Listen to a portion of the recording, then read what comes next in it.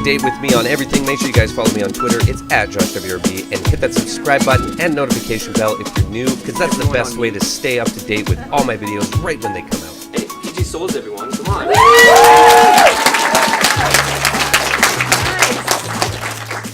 So I want to start. I'm awesome. How are you? Where's your, your Calgary shirt? Are you selling them? No, I'm not, but Fright Rags is. And Oh. I'm so, honored that they would have made a shirt for me. It's so cool. And it comes with orange sleeves, too, and a baseball jersey. Mine's coming in the mail next week. All right. So I wanted to start by asking you to tell us about the iconic scene from Halloween. Just any cool story that you have of that iconic scene. See anything you like? That one? Yeah, that iconic scene. The end of Linda. Well, let's see. In the script, it really just says, that Bob comes back upstairs. Obviously, it's not Bob. And I'm waiting for my beer. Linda's waiting for her beer. And just, John was saying, just do anything to try to get him back in bed because you don't understand. Why isn't he coming back into bed? Where's your beer? What's going on? So the only thing really in the script was, did you get my beer? Hey, where's my beer? And then from there, I had to kind of make up. And we really only did 1 or 2 takes, and John was very concerned about any kind of nudity, but he did ask, could you just do anything if you're comfortable, if you're not comfortable, whatever you want to do. So that's why I just did the quick flash, because I figured I'm in high school. I'm not going to be overly sexy, but I'm already in bed. We've already had fun once. So anyway, and then it was just John Carpenter and Dean Cundy and Deborah Hill in the room while we were filming this, because he felt more uncomfortable than I did, I think. But it was really fun. Looking after I watched the movie, I thought, why didn't I just get up and pull the sheet off? Wouldn't any girl? I thought it wasn't in the script, so okay. And then it was Nick Castle that was under the sheet. Oh. Because Tommy Lee Wallace, who usually was playing Michael Myers, at least, in the coveralls and the mask and all of that, not the stunts or anything. He went on an errand, and Nick was John's friend and from USC, and he said, hey, can you just put the sheet on? And he also did the kitchen scene, so I guess Tommy was gone for the day or something. I don't know, but it turned out really great because Nick's the one that did that head turning downstairs when he was admiring his work of Bob being pinned up on the cabinet with a knife. And just interesting that, Nick was just very gentle when he was tugging on me with the phone cord. And certainly there's at least 2 outtakes where I'm just laughing hysterically. He's just tickling my neck. So I said, come on, can you just do it a little harder? He goes, I don't want to hurt you. I go, but I need a little something. You're tickling me. Tickling is not going to get it done. So. What was the vibe on the set? Was it like lighthearted or pretty serious all the time? Definitely not serious. Lighthearted is not really the right word. I would say relaxed. Okay.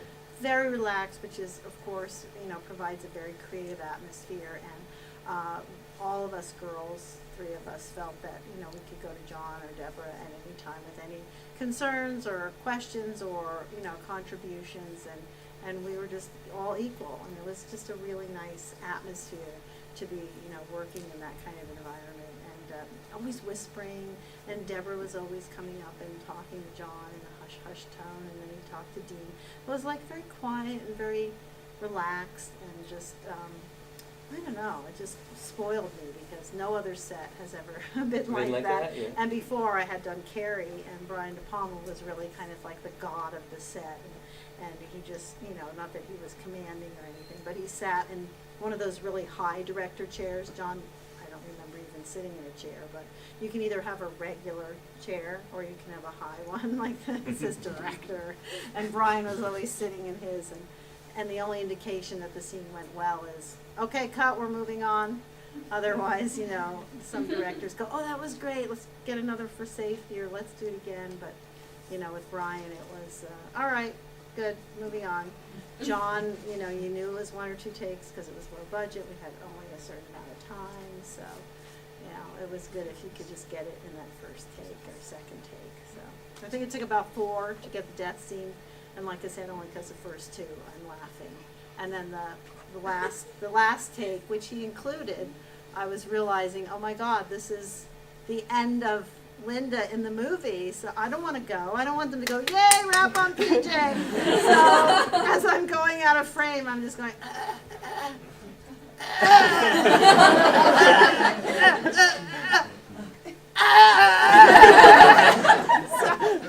and they thought that was funny, but it was just because I was kind of prolonging having to leave. Although they did stuff me in the closet for that shot, so I got to hang around until they got that shot. Do you prefer like more freedom, or like a director to be like, this is what you're doing, or like? Well, it's not. I mean, yes, freedom is always nice, and you know, being able to have creative input is lovely and preferred.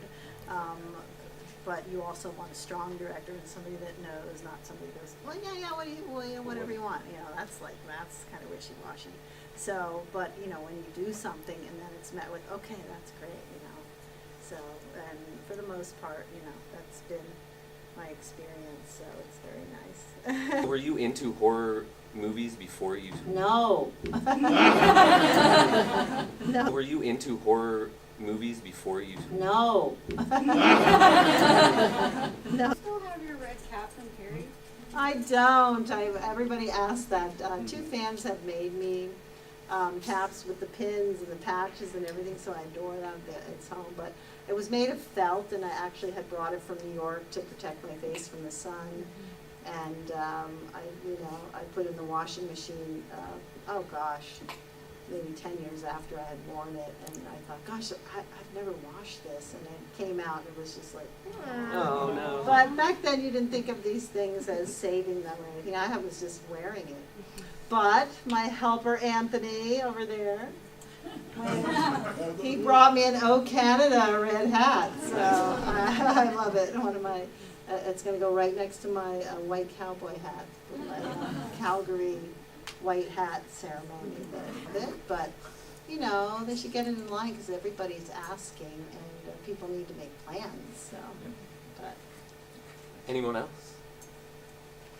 Yeah, if you could just talk to us a little bit about the experience of working on Stripes with Bill Murray and the unfortunately late Harold Ramis, and maybe just like, was it a bit of a challenge kind of having to play almost like straight women to like their madness throughout that entire film, because it kind of limited like maybe what you could have done comedically with them, although it seemed like fun hijinks. I don't know. How much better than the kitchen scene could you do? What are you going to do with that? I love that scene, and that was 3 o'clock in the morning, and, you know, yeah, I just, you know, straight person, that's okay. I mean, Bill was the one that was getting the big bucks and responsible for making the big jokes, and if anything, the challenge was probably hanging around him when we weren't working, because he tends to be very moody. And so it was weird because I hadn't really seen that in somebody that I had worked with before. But I loved him, and I thought he was just really great. And whenever we were actually doing a scene, filming a scene, he came up with amazing ideas, like, you know, the chest coming out of the chest. That was, I was like, really, you want me to climb in the chest with you?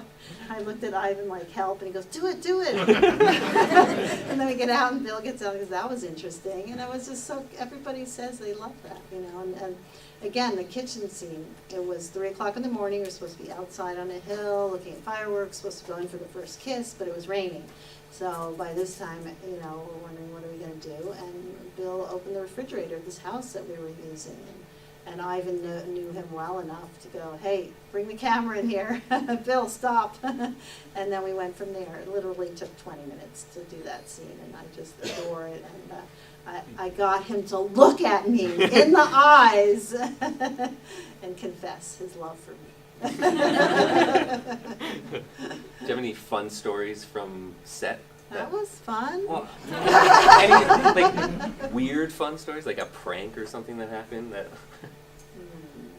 Well, I mean, if it's a prank, Bill called my room at 3 o'clock every morning and said, "There's a car outside. Can you come to my room?" Back there. I've told this before, so it's not out of school. But he did. He actually did. And I went, "Bill, it's 3 o'clock in the morning, and I need beauty sleep, and I'm married." Yes. Hi, PJ. I just want to say thank you for coming all the way here to be with us. It's only a 2.5 hour flight. But you know, you gotta get to LAX, you gotta get through security.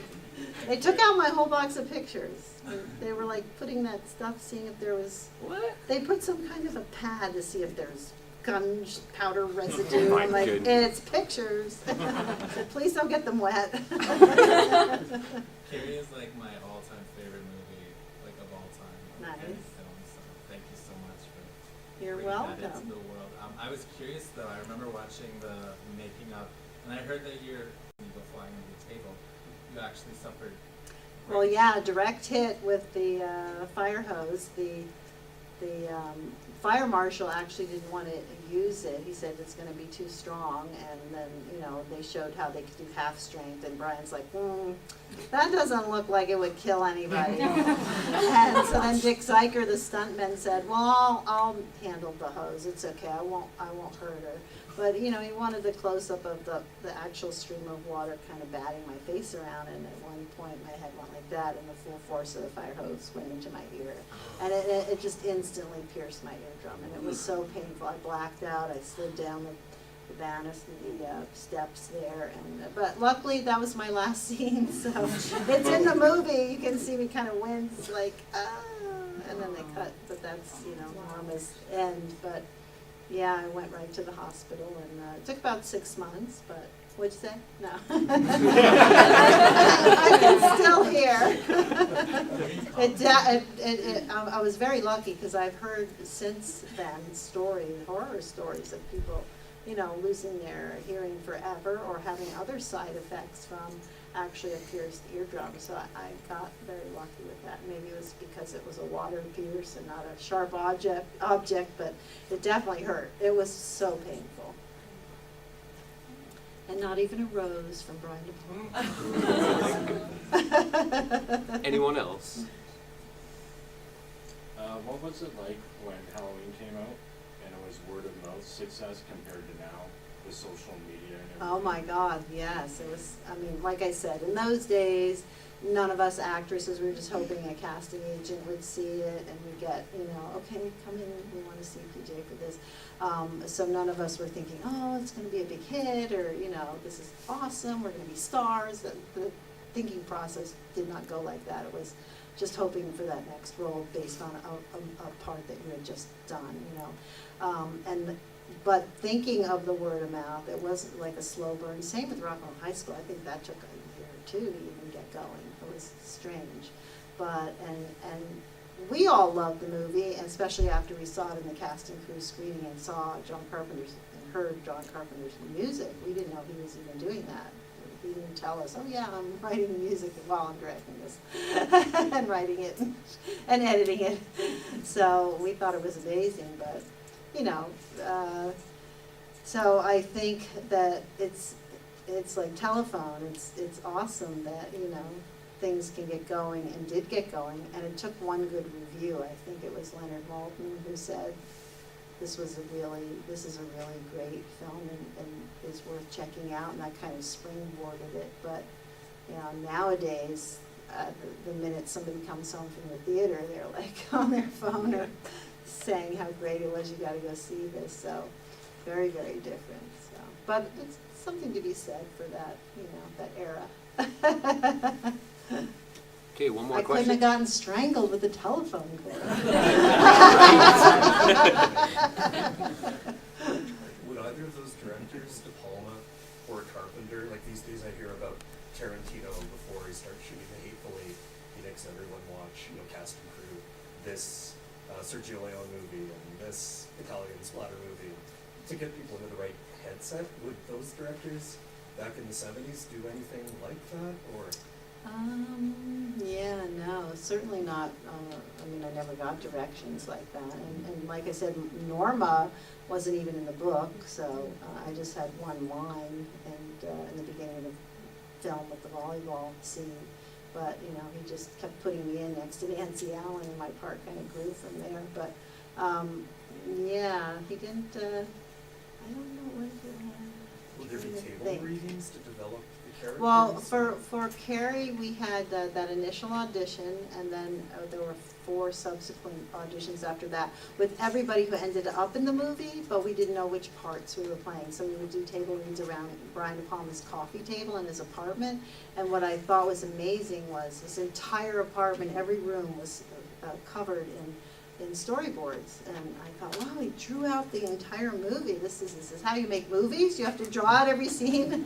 So I thought that was really cool, and I don't think I've seen that since, but obviously some directors work that way. He happened to just put them up everywhere in his apartment and must have been looking at them and making sure, because it was very important to him, the design of the camera moves and the look of it, and you got that split screen going, and that, to me, he was more of a technical director in that aspect. John would talk with us, and not so much, I mean, high school girls, yes, they have depth, but it wasn't like you had to, we didn't have huge problems. I just wanted to go to bed with Bob and not have him rip my blouse and get me a beer. And get a beer. Very simple wrinkles.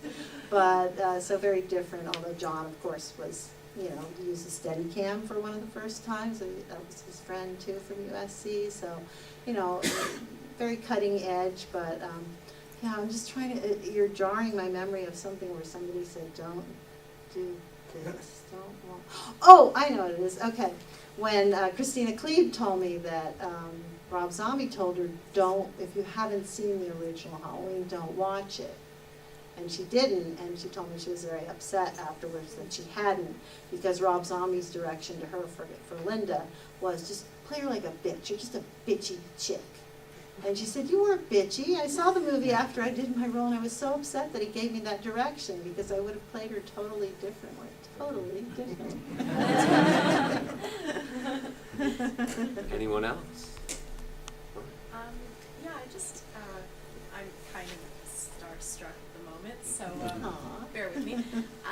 Me too, Elvira. Well, darn, aren't you just so cute? So I was wondering if before your role in Carrie as Norma, Yes. Norma, did you read the novel, or did you wait until far after and you were removed from that? No, I've never read the book. It's I signed the book. That's awesome. Some people bring me library copies. They're very old. Oh wow, that's But Norma's not in the book. no, so, that's yeah, right. So I yeah. was just wondering if it had even really crossed you to go to that, since you would have really no reference. Yeah. Well, no, only because my character wasn't in the book, so I read the book. Except, and also because I had the script, so when I was going by, I read the script, and so I know what's in it. But Yeah. if I don't know, for some reason, I was young. This didn't seem like something. Oh, you should read the book. Now I Sure. would probably, like watching House of a Thousand Corpses. Yeah, exactly. But I do remember the first day of shooting on Carrie, the writer of the script was banned from the set. By the second day, he was told to leave. So I don't know what exactly transpired, but he must have been in Brian's ear, hey, sure you want to be on it? He's like, you're out, get out. This is my vision. But he did invite Spielberg down, and he went around to all of us girls and asked us on a date. So I think that's when he had, come on, Steve, come down. There's cute girls here. And he married Amy Irving, so there you go, worked. All right, well, that's PJ Souls, everyone. Thank